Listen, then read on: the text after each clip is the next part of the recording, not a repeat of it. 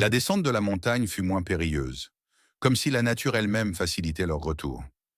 Kémy portait la fleur de vérité avec soin, protégée dans une petite corbeille que Lemba avait tressée. Ils traversèrent à nouveau la forêt des miroirs, qui cette fois ne leur renvoya aucune illusion. Les arbres semblaient même saluer leur passage. La caverne des échos demeurait silencieuse. Tout indiquait que les épreuves avaient été surmontées. En quittant ces lieux, Kémy sentit une confiance nouvelle naître en elle. Elle avait découvert que le courage ne résidait pas seulement dans la force physique, mais dans la capacité à affronter ses erreurs et à chercher la rédemption. Lorsqu'ils arrivèrent à la lisière du village, des enfants courants vinrent annoncer leur retour. Le peuple se rassembla pour les accueillir. Awa, qui attendait anxieusement, aperçut Kémy tenant la fleur. Elle sourit et des larmes coulèrent sur son visage. Kémy s'agenouilla devant elle et lui offrit la fleur. Mbala s'avança pour diriger le rituel de guérison. On plaça la fleur de vérité dans une jarre d'eau claire pour créer une infusion.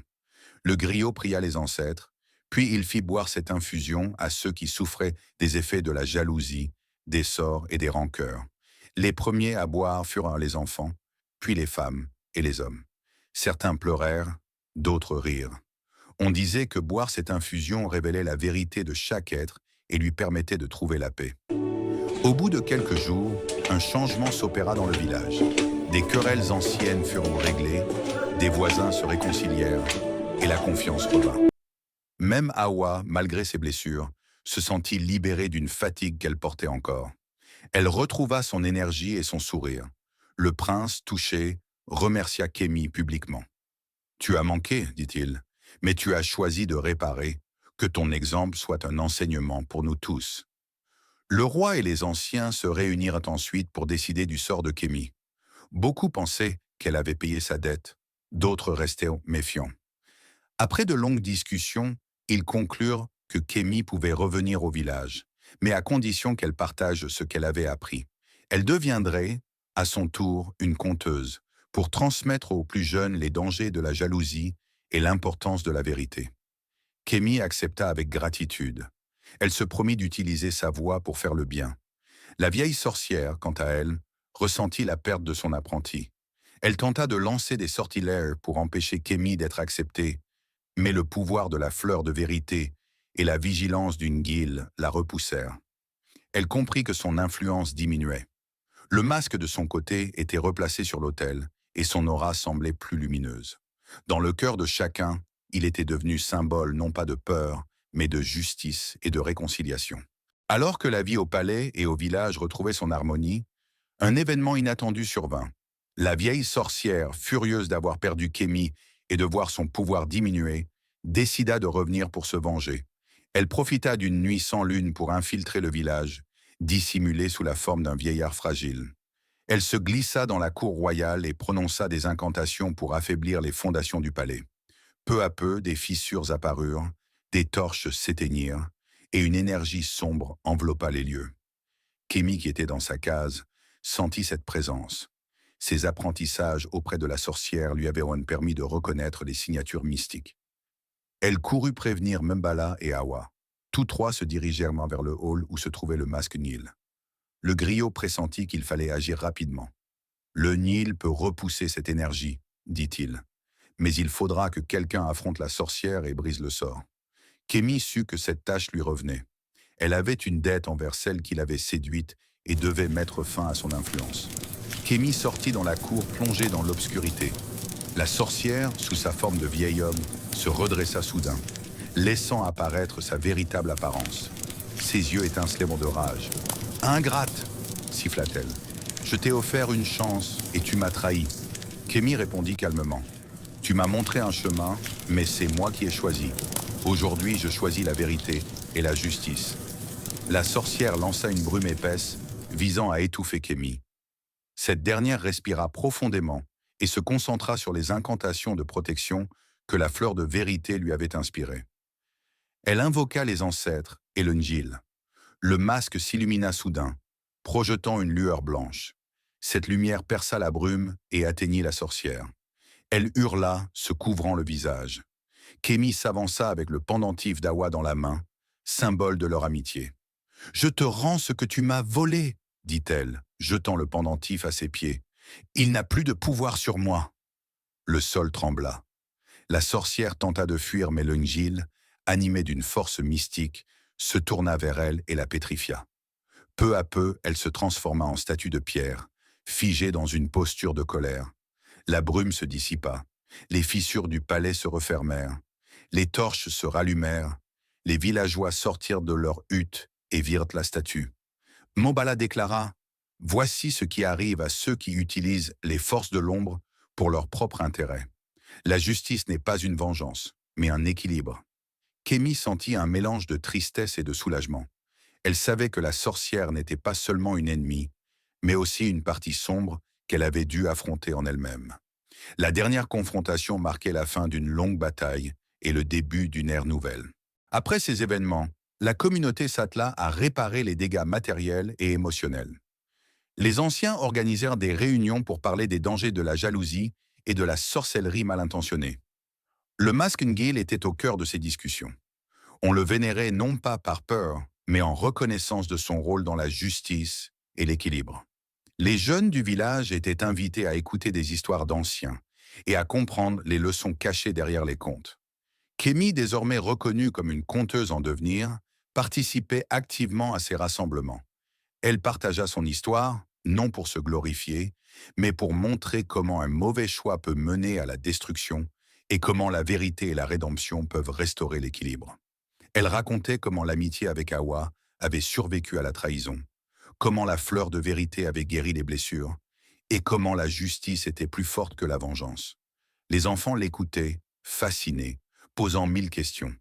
Kémi répondait avec patience, insistant sur l'importance d'écouter son cœur et de ne pas se laisser emporter par l'envie. Awa, de son côté, reprit pleinement son rôle de reine. Elle était plus forte et plus sage qu'avant, ayant vécu la trahison et le pardon. Elle et le prince gouvernaient avec compassion, prenant des décisions qui favorisaient la cohésion du royaume. Ils instaurèrent des rites pour célébrer l'amitié et l'entraide.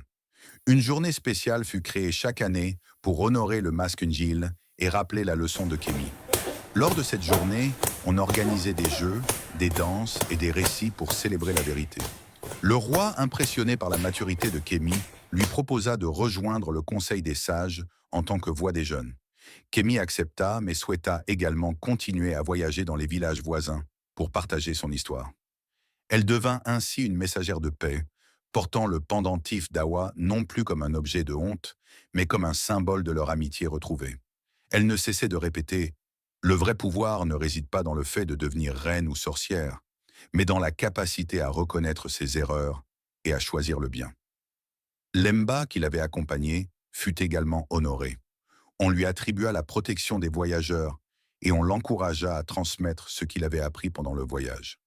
Ensemble, ils organisèrent des ateliers pour enseigner aux jeunes la résilience et la sincérité. La reconstruction du palais et des cœurs fut longue, mais elle se fit dans la joie. Chaque sourire retrouvé était une victoire. Chaque réconciliation un pont entre des âmes. Les années passèrent. Kémi et Awa vieillissaient doucement, chacune occupant une place respectée dans la société. Les enfants qui avaient bu l'infusion de la fleur de vérité grandirent en jeunes adultes, conscients de la valeur de l'honnêteté. Ils racontaient à leur tour l'histoire du masque Nil et de la jalousie vaincue. Certaines soirées autour du feu, on pouvait voir Kémi entouré de jeunes, répéter « Vous êtes peut-être tenté de vouloir ce que possède votre voisin, mais ce sentiment vous consume. Reconnaissez-le, parlez-en et cherchez votre propre chemin. » Lors de leur voyage, Kémi et Lemba découvrirent d'autres villages ayant leurs propres masques et coutumes de justice. Ils partagèrent des contes et apprirent de nouvelles leçons. Ils rencontrèrent des personnes qui avaient vécu des épreuves similaires et qui avaient trouvé la rédemption différemment. Ces échanges enrichirent la culture de leur peuple. Le masque Ngil devint un symbole connu au-delà des frontières. Des délégations d'autres royaumes vinrent pour assister aux cérémonies et comprendre comment une communauté pouvait se relever d'une trahison interne. Un jour, Kémi rencontra une jeune fille au regard triste. Elle avait volé un objet précieux par jalousie et ne savait pas comment réparer son acte. Kémi l'invite à écouter son histoire. Elle lui raconta avec douceur comment elle avait fait un choix similaire et comment la vérité l'avait libérée malgré la douleur.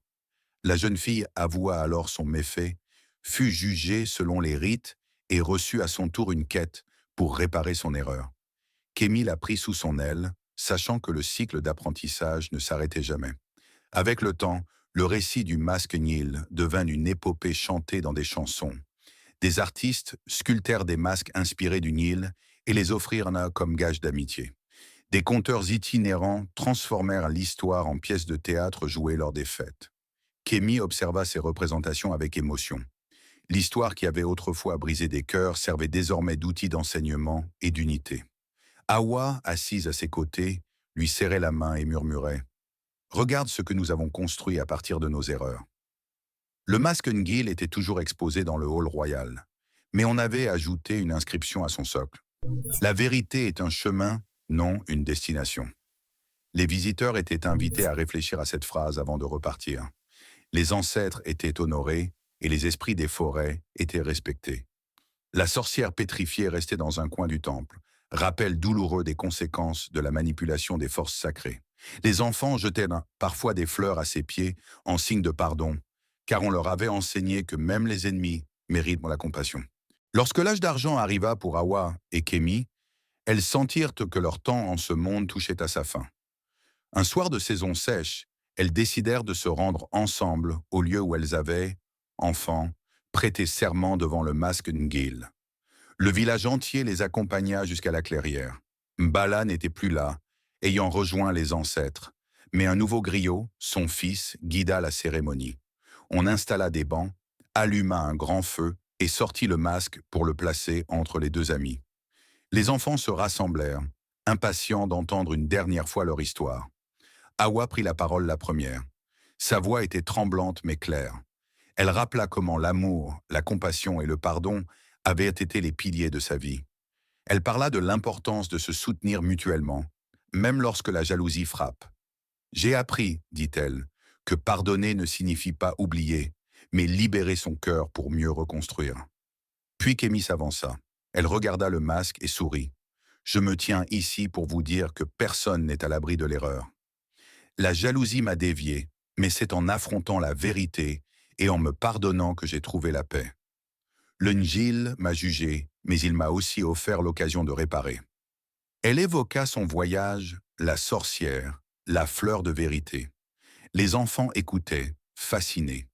Le nouveau griot clôtura la soirée en rappelant que chaque génération devait trouver sa propre fleur de vérité, celle qui guérit les blessures de son temps.